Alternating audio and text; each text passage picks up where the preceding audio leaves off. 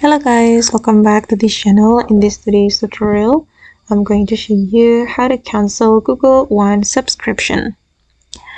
Okay, let's get into it guys. First of all, you have to go to your Google account. Here I'm going to open my Google account with my computer, and I have opened the Google, and then we can go to our profile right here, and I'm going to select manage your Google account.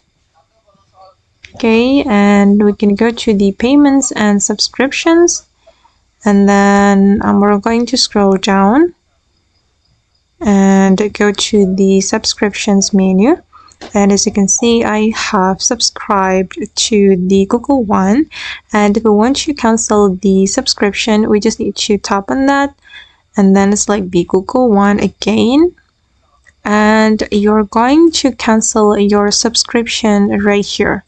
You just need to click on cancel subscription, and then your subscription to the Google Drive will be canceled automatically. But I'm not going to do it, so I'm just going to click on close. Okay guys, and that's all the way to cancel Google One subscription. I hope this video will be useful for you. Thank you so much for watching, and bye!